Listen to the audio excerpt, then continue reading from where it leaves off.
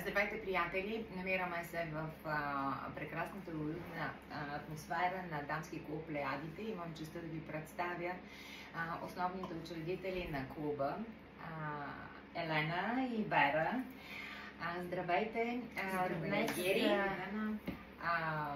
много се вълнувам, разбира се, защото този акт има за цел да разпространи всичко, което се случва тук, то трябва да бъде обявено, то трябва да има гласност, трябва да достигне до сърцата най-напред на хората. И вие сте тези, които ще го представите. Елена? Ами така е, да. Здравейте, аз съм Елена Чубанова, за които не ме познавате. Вера Цинцарова, да представим и нея. Създадахме клуба, наистина идеята се роди така много случайно. Бях част от една кампания за едни дечица, които са без родителска грижа. Кампанията целеше да ги зарадваме и да изпълним тяхни желания за подаръци. Бях предизвикана и провокирана от един социален работник, който беше направил забрана на едно от децата да не иска чак толкова много. Да не мечтае. Да не мечтае. Служи му таван на тези мечти, които пък в мен провокираха така едни емоции, които доста време ме държаха. И кои сме ние да слагаме таван на мечтите? Именно мечтите са тези, които са безкрайни и можем да си пожелаем каквото решим реално. Няма как. Да. Точно така, творци сме на своята реалност и няма как да имаме тези ограничения.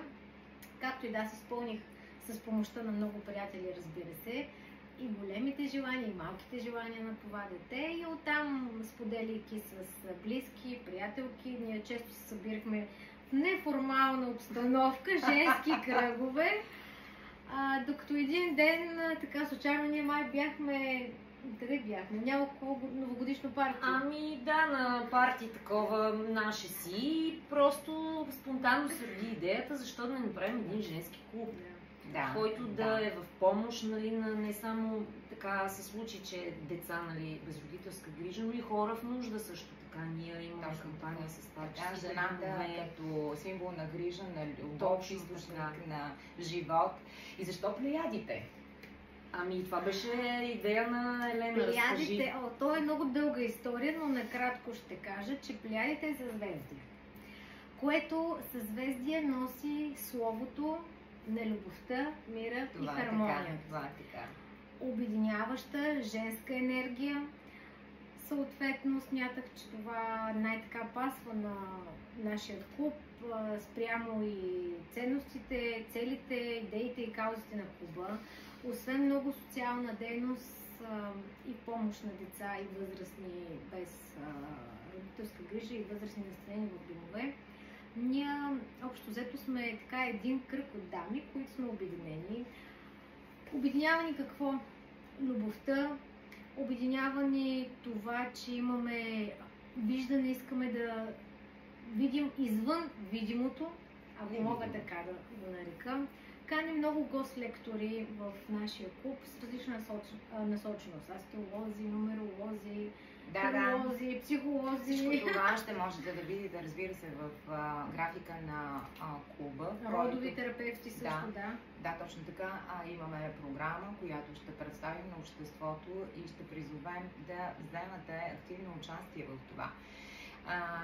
Защото наистина цялата организация и постигането й е свързана с развитието на цялото, в полза на цялото, в полза на самите нас, защото развивайки себе си, единствено тогава можем да променим и нашето обкръжение.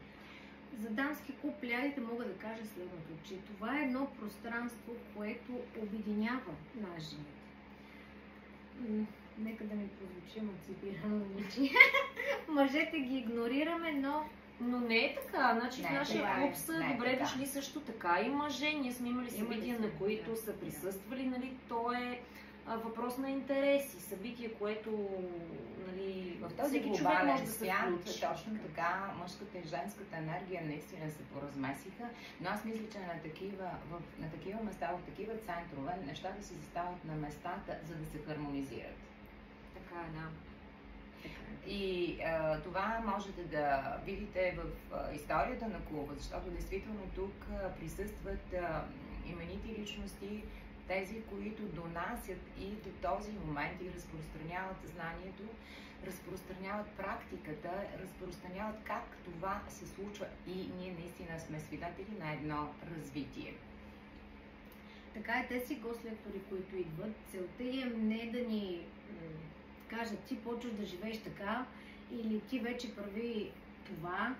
Идеята е, идвайки тук, носейки своето познание, те да ни дадат този ключ или инструмент, с който ние сами да бръкнем в себе си, да настроим това, което ни тежи, това, което ни блокира. Вдъхновението. Да. Вдъхновението. И сами да трансформираме. Дойде трансформацията отвътре навън за нас самите. Не е някой, който външно ще дойде, това ще правиш или ще ни настрои. Ние сами се настройваме. Това е това пространство. Обединяващо. Израстваме емоционално всички, израстваме духовно всички.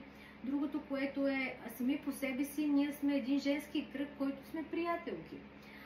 Всяка носи своята енергия и мога да кажа, че нали, има една приказка, много жени на едно място, нали, змейчарник.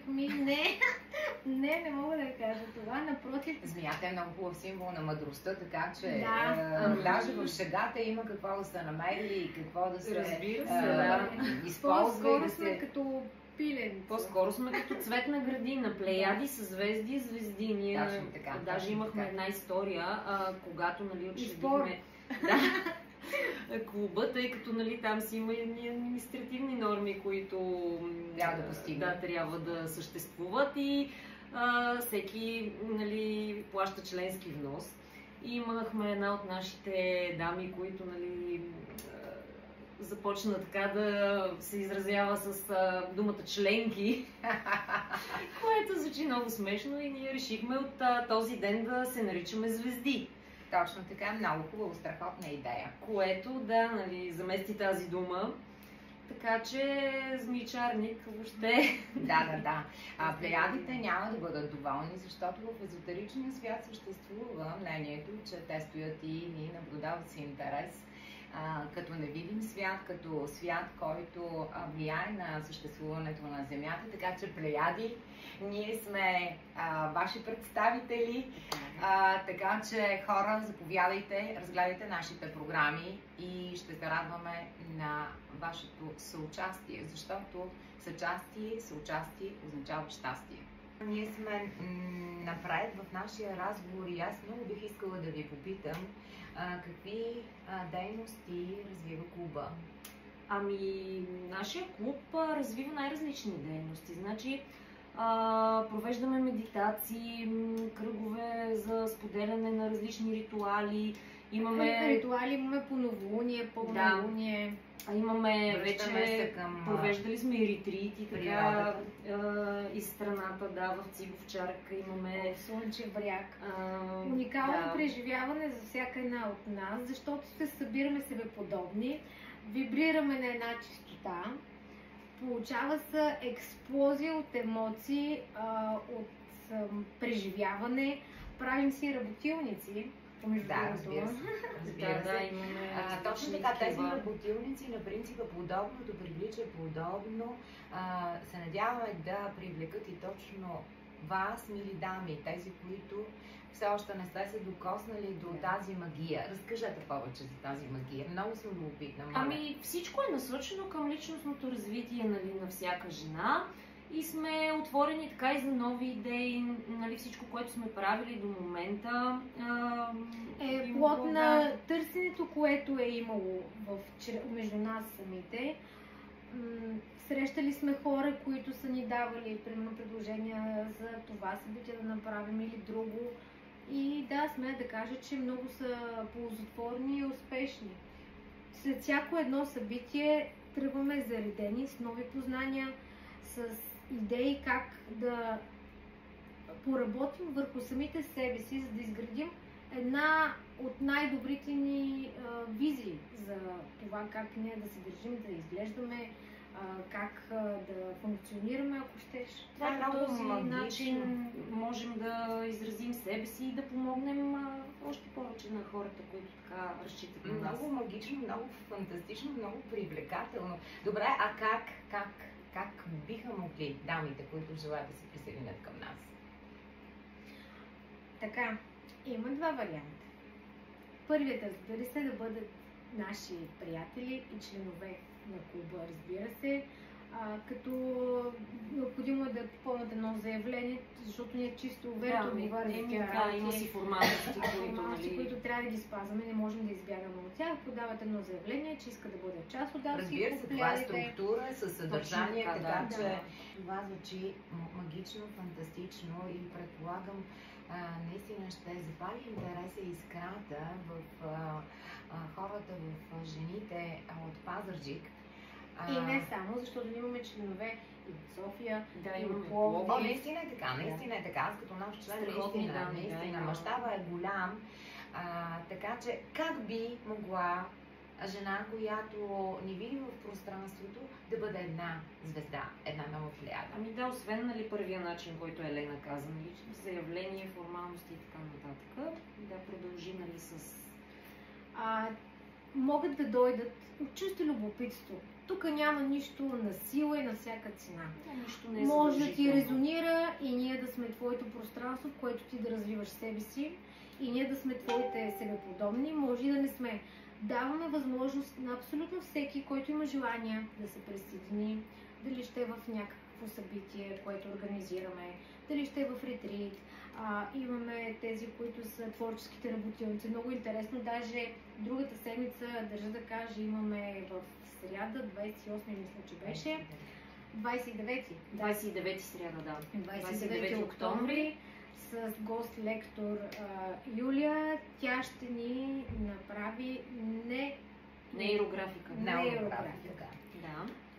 Ново е за всички нас, не знаем какво ще се случи, очакваме с вълнение и нетърпение, даже имам движни, които са извън клуба, решиха да се присъединят. Всички са добре дошли. Изкарвате 1 час и половина с нас и решавате дали ние сме вашето пространство, в което вие ще се чувствате добре. Това е чисто като документи го казахме. Ами да, това е, главно целта е да развие човек себе си и по този начин да помогнем и на хора, които имат нужда от някаква помощ, било то. Това е социалната насоченост и дейност на този клуб. Но за да можем ние да помагаме на хората, съответно трябва и себе си да развием. Клуба се намира в сърцето на Пазарджик, в самото сърце на Пазарджик, така че е лесно достъпна локация и това е добро съвпадение, защото сърцето на един град топти за всички нас и ние сме в неговия център. Благодарим ти, Гери, за доброто представяне. Радваме се, че си част от нас вече и очакват ни много интересни събития. В подобни видеа ние ще представяме различните членове на нашето общество от звезди. Всяка от нас ще разкаже малко повече за основната си дейност, за основния си бизнес, за това колко много можем да постигнем и на колко много нива можем да се развиваме. Благодарим ви и ви очакваме. Заповядайте при нас, Дамски клуб Плеяди е отворен за всички.